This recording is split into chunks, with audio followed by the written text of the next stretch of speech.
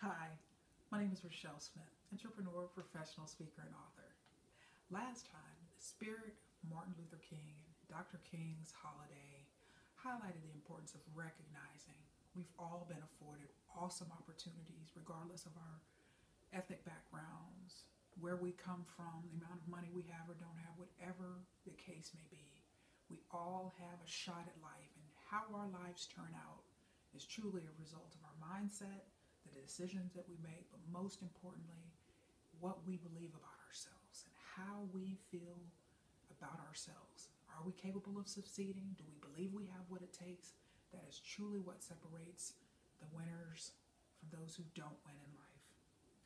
It's all about authenticity. And as I shift gears here, this episode highlighted the importance, and I'm going to say the defining moment. I'm going to share one of my life's defining moments with you as I'm shifting on into this whole concept of authenticity. And I assure you, starting next week, when I start hitting authenticity hard, those are going to be some challenging, tough love episodes. So I wanted to give you a fair warning. I'm really going to shake some things up for many of you next week.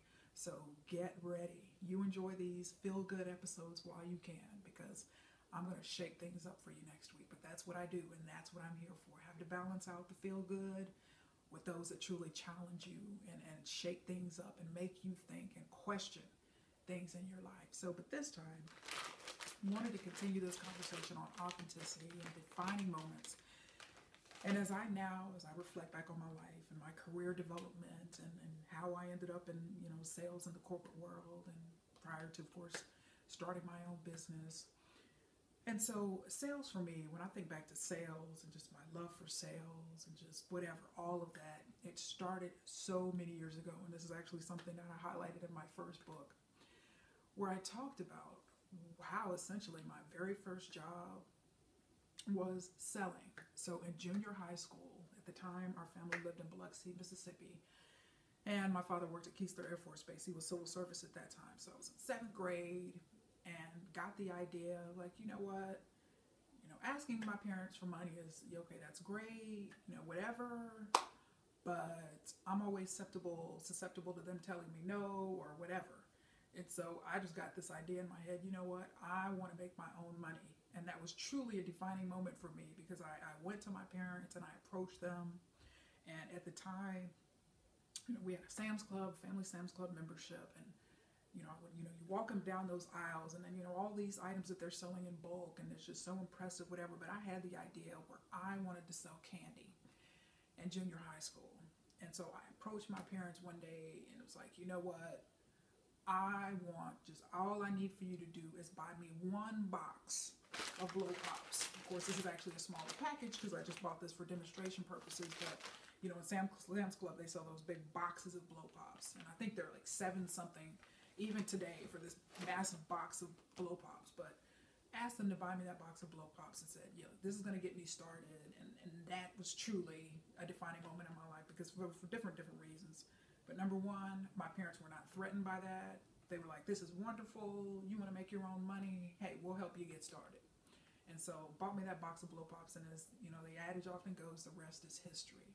Okay, but that was also just a defining moment as I look back now in my career in terms of that sales bent that I naturally have. And so started out, I would sell each blow pop for 50 cents, if you could believe it. So even in 7th grade, folks, I was making a killing. And so it was just wonderful. I enjoyed it.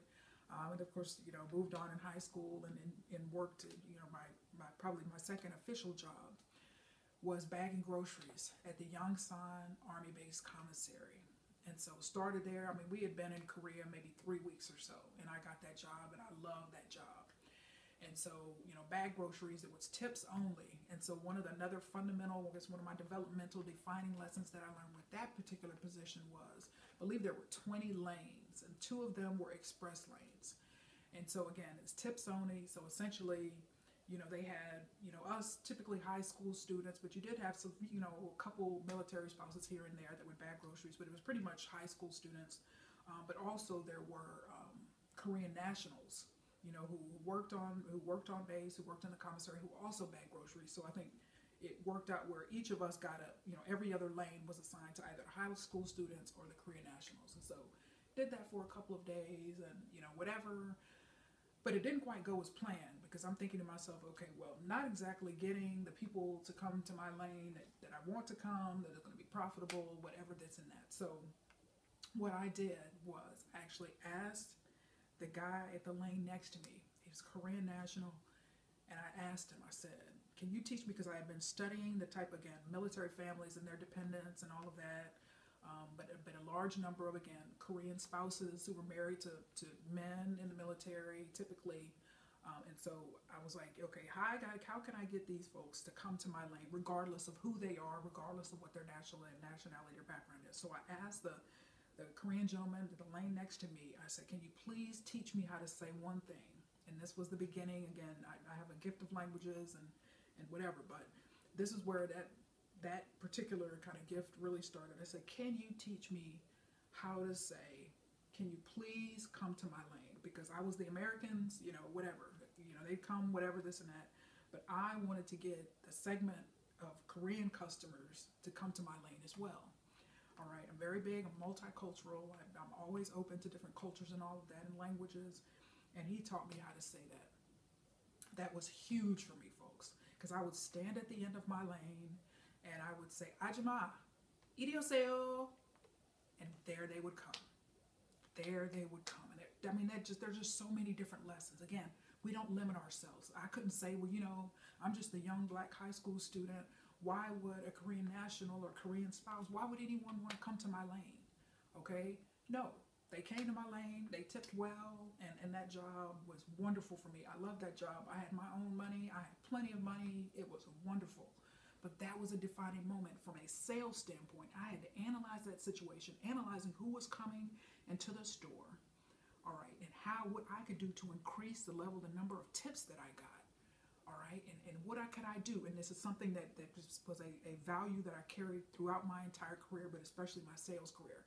Having called on various cultures and ethnicities and backgrounds, I absolutely loved it here in Detroit. Just the multicultural melting pot in terms of the physicians and the hospitals and stuff that I used to call on. And of course, the physicians within those hospitals absolutely loved it. And it was often known that, Rachelle was always talking to them about their cultures, but that's just who I am. So it was genuine. But, can you teach me how to say thank you, in Armenian? Can you teach me how to say this in Hebrew? I mean, just was awesome.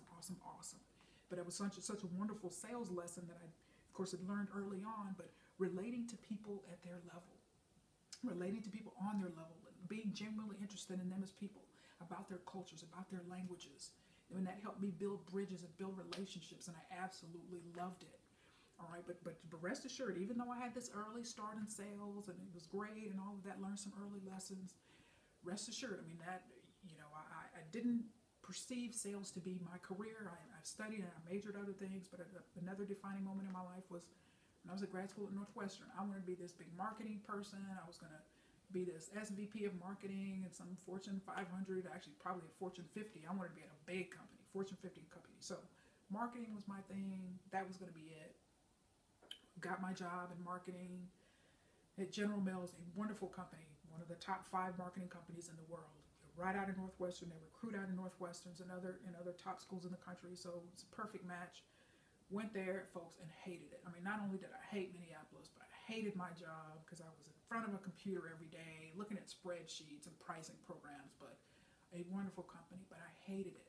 But something I want to point out, and this is something I haven't really shared very openly, was, when I got that job, they do all these kind of personality assessments and all of this and that, and they had this PhD at the time. His name was Dr. Bob Bender, to interpret the results and actually talk with you one-on-one over the phone about your results. And I so remember him telling me, folks, Rachelle, I've been doing this for 20 years, and I'm telling you, I'm looking at your profile, you need to be in sales.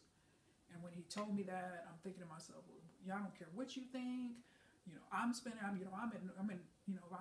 Northwestern. I've got whatever. There's a reason why I went to that school, and it was all about marketing, and this is my career path. And that was such an important, it was such invaluable feedback that he was giving me. And because ultimately I ended up shifting from marketing into sales, and of course, in relocating to Detroit to be able to do that, and absolutely loved sales and absolutely loved it. But again, when you look at me now, don't look at me and say, oh, she's so confident, she's so secure in it. And yes, but again, years ago I wasn't, folks. I was letting the whole, what are my classmates going to say? I spent all this, I went to Northwestern to study marketing. It was all laid out, my plan, and I was not happy. And so as I shift gears into this whole concept of authenticity and living your best life or living your real life, is about being happy with what you're doing. Because we spend so much time working, and it's so important that we love what we do.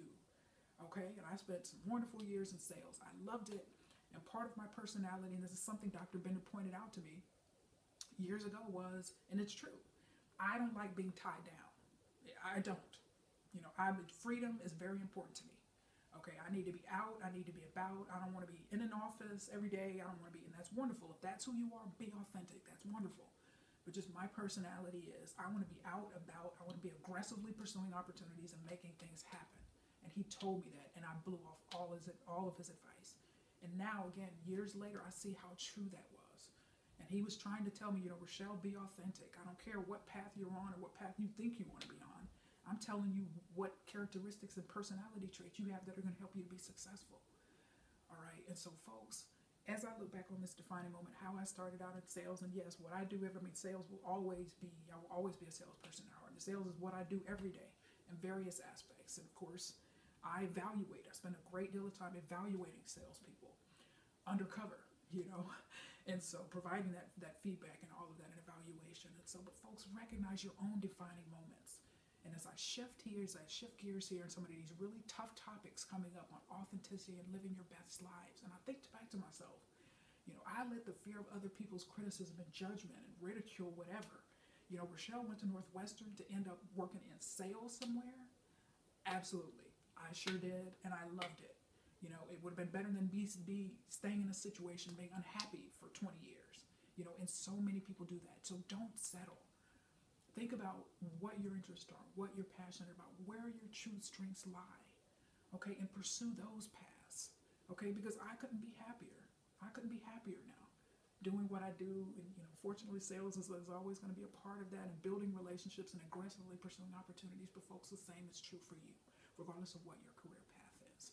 So I challenge you to reflect on your life, think about your defining moment, connect some of those dots that have led you to where you are today. And you're truly at a fork in the road. This is the beginning of the year. You can make a decision to go this way, to stay on a path that isn't working for you, or you decide to change directions and go and get on a path that will be right for you. The choice is yours. What are you going to do? Thanks so much for your time. Make it a wonderful day.